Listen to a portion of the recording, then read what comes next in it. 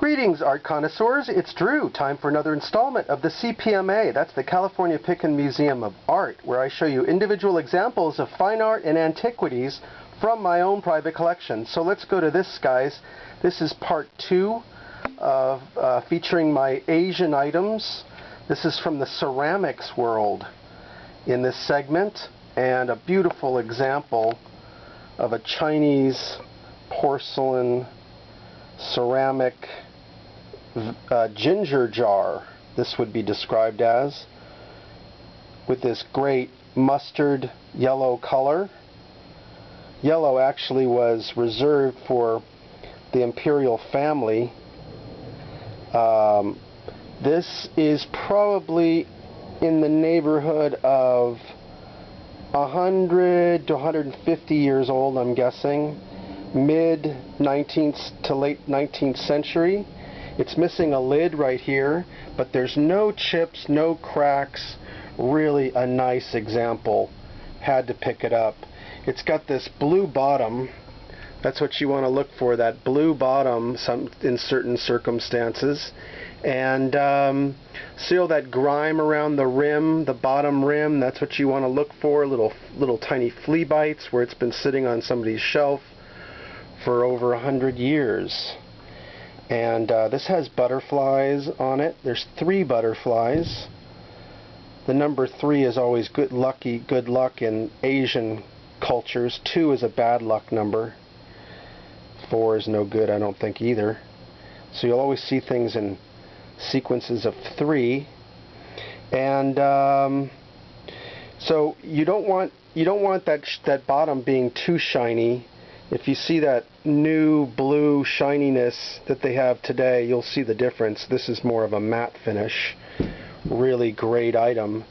And actually I picked this up today, and that was what the price was, but I paid less than half that for this item right here. And as I told you before, China is buying back their antiques and antiquities. And there's more millionaires and billionaires in China than there ever has been. So I'm sitting on some nice Asian Chinese antiques that are always going up in value because the Chinese really want them back. And this is a fine example of a Chinese ginger jar, probably Qing dynasty. And then next, I found this in a different shop. Again, I don't read these Asian languages. That happens to be, I believe, Chinese. As I said, I don't read that, but I saw this come out, and I recognized the old boxes that they used to pack these porcelain items in, and I knew that there was going to be something interesting inside, and I picked it up and I went, oh, so light. Oh, there's nothing in there. But when I opened it, this is why it was light. Look at this. And I have to handle this very carefully. This is a piece of eggshell, bone, whatever they call it, porcelain from China. And it's got a great dragon on the inside of the bowl there. Dragon. Not sure if it has 5 toes or 3 toes. It's got the flaming pearl right there, that yellow thing he's holding in his hand. And this is known as eggshell china, because the walls are super thin. In fact, you can see through this if you put it up to the light. Let's go try to do that. Look at this. You can see right through it. Great designs. This would be called possibly, well, there's a thing called Familia Rose, and there's Familia Verde, and they have different names for these Chinese painted porcelain items. And I like this around all around the item. You have butterflies and really high degree of skill to do that. And like I said, it's paper thin when you handle this. It's like, look at that.